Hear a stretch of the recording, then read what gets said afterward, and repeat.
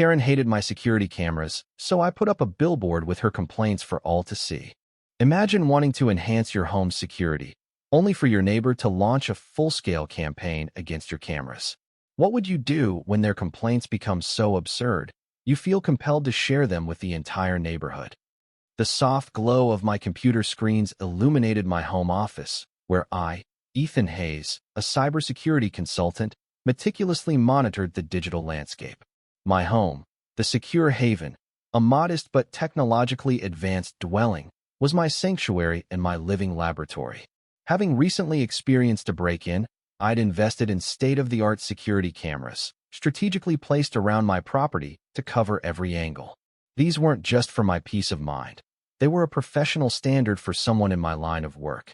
My property lines were clearly defined by a well-kept hedge and a small, protected by 24/7 surveillance sign. Then came Karen, not with a neighborhood welcome, but with a screeching confrontation. I was adjusting the angle of a camera overlooking my driveway when a woman in an impeccably tailored jogging suit, her face contorted in disgust, stormed across the street. This was Brenda Albright, the notoriously self-appointed queen of the Willow Creek Estates, a pristine, upscale community that abutted my more traditional neighborhood.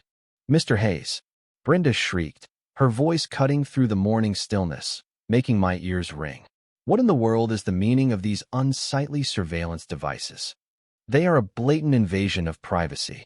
Your Big Brother cameras are an absolute blight on the aesthetic of Willow Creek Estates, and they're undoubtedly peering into our private lives. This is a direct violation of our community's visual harmony and privacy protocols. I demand you remove these grotesque fixtures immediately or face extreme penalties and public shaming." The main conflict, audacious and utterly infuriating, was laid bare. Brenda, armed with baseless accusations of privacy invasion and an absurd concern for visual harmony, was demanding the removal of my essential security cameras, all while completely disregarding my right to protect my property. Her demands were not only ludicrous but rooted in a profound sense of entitlement and a pathological need for control, treating my security measures as a personal affront to her concept of elite living.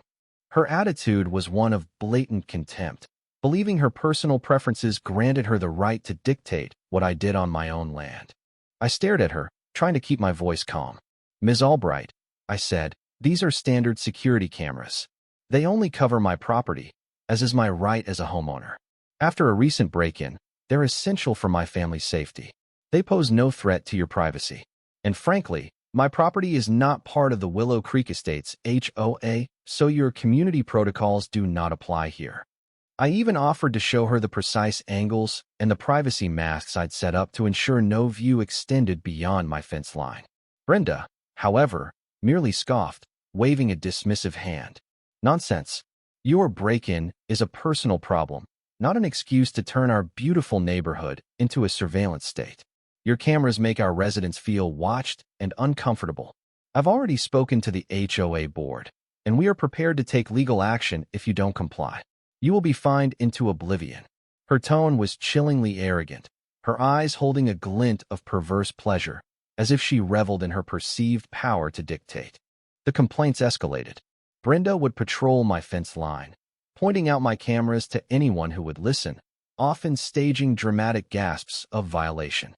She'd even call the local authorities, citing suspicious activity or peeping Tom behavior, wasting their time. Then, her audacity escalated into a direct, shocking act of physical damage. One evening, under the cloak of darkness, I received an alert from my system. Reviewing the footage, my blood ran cold. Brenda, wearing dark clothing and a determined look, had approached my property with a can of industrial-strength spray paint. With a sneer, she deliberately vandalized several of my security cameras, completely obscuring their lenses with thick, black paint. Then, as a final, petty act, she smashed the lens of my doorbell camera with a small hammer she'd brought. It was a calculated, malicious act designed to disable my security, render my property vulnerable, and demonstrate her perceived dominance. Right after Brenda's act of vandalism, a crucial twist unfolded from an unexpected source.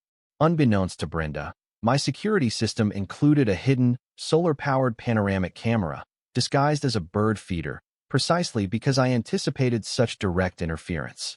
This camera, which operated on a separate, encrypted network, captured Brenda's entire destructive spree in crystal clear, high definition. It showed her meticulously painting over the lenses, smashing the doorbell camera, and then, as a bonus, caught her rummaging through my mailbox and tearing up a political flyer, clearly targeting my household specifically. The larger consequence of Brenda's actions became terrifyingly clear. The vandalized cameras weren't just protecting my home. They were part of a pilot program for a neighborhood watch initiative, a partnership with the local police department aimed at reducing crime across both our neighborhoods, including Willow Creek Estates. Her deliberate destruction of these cameras wasn't just a petty act of vandalism.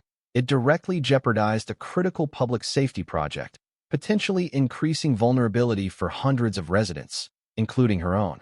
Her petty vendetta had escalated into a direct assault on community safety and cooperation, elevating her personal malice to a matter of profound civic and public importance. Armed with the irrefutable panoramic video footage, the furious police captain leading the Neighborhood Watch initiative, and my own burning desire for justice, I was done being subtle. I decided to make her complaints public for all to see. I reached out to a local digital billboard company, explained my plight, and they, intrigued by the story, offered me a prime spot facing the main road that connected Willow Creek Estates to the rest of Havenwood. The next morning, as Brenda was leading her daily HOA power walk, waving imperiously at her neighbors, her jaw dropped. Towering above the street was a massive digital billboard. On it, in bold, bright letters, cycled through various phrases taken directly from her previous confrontations. Willow Creek Estates HOA President Brenda Albright demands, remove unsightly surveillance devices. Followed by, Brenda Albright insists, your cameras are peering into our private lives. And then, Brenda Albright, your security is my nuisance. Below each quote, in slightly smaller but still prominent text, was the devastating counterpunch. Footage shows Brenda Albright vandalizing essential Neighborhood Watch security cameras.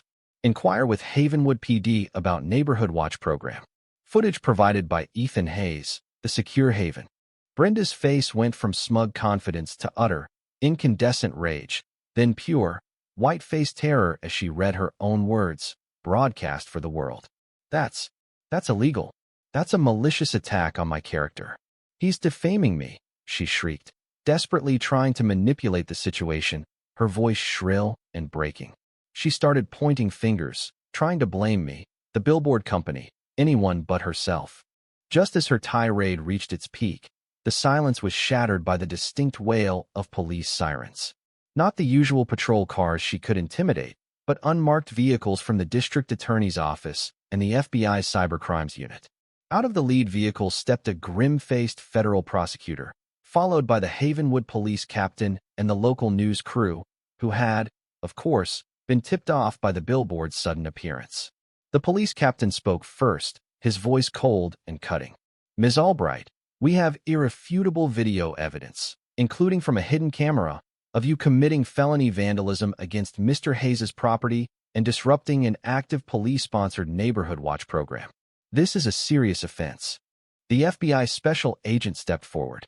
And Ms. Albright, we've also been investigating reports of widespread financial irregularities within the Willow Creek Estates HOA, specifically regarding the fraudulent collection of security and beautification fees and the diversion of HOA funds to shell corporations ostensibly for community enhancement projects. Your documented acts of vandalism, destruction of private property, and attempts to obstruct justice align perfectly with these ongoing investigations. Furthermore, we have evidence of significant sums of HOA funds being diverted to offshore accounts linked to your shell corporations, ostensibly for development projects that never materialized, and a history of targeting private citizens for harassment. A nervous murmur rippled through the gathered Willow Creek Estates residents, who had stopped their walks to stare at the billboard, as one stammered to the FBI agent. She told us the security fees were for our new, gated private park. We had no idea the money was going to her cousin's security firm in Panama. It was a chilling revelation.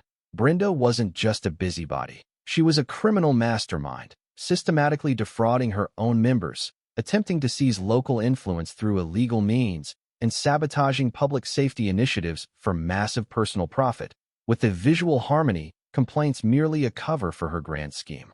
A past incident, whispered among her former colleagues, revealed that Brenda had been previously disciplined for unethical business practices at a previous real estate firm. The consequences for Brenda Albright were immediate and utterly devastating. She was arrested by the FBI and local police on multiple charges, including federal offenses for obstructing a police initiative, felony vandalism, and later, as the full extent of the fraud was uncovered, for massive embezzlement, wire fraud, and racketeering. The Willow Creek Estates HOA was placed under immediate federal oversight, its assets frozen, and a full forensic audit exposed tens of millions in stolen funds, a systematic scheme orchestrated by Brenda and her network. Her carefully cultivated image as the benevolent community leader shattered into irreparable pieces. The HOA residents she had once intimidated and defrauded now turned on her, furious at being manipulated and exploited, their HOA funds stolen, and their properties facing legal battles due to her criminal actions. Her social circles, built on an illusion of wealth and influence, abandoned her completely, unwilling to be associated with such public disgrace. Her vast real estate holdings, her fortune, her status, her perceived power all confiscated as part of the ongoing investigation and subsequent lawsuits. She lost everything: her freedom, her fortune, and her reputation. The ultimate irony was that her audacious hatred of my security cameras and her criminal attempt to disable them led to the complete unraveling of her vast, illegal enterprise, culminating in a lengthy federal prison sentence. As for the secure haven, it lived up to its name. My cameras were replaced and upgraded, and the neighborhood watch program flourished, now with the full support of both neighborhoods. The Billboard, for a time, became a local legend, a testament to standing up against bullies.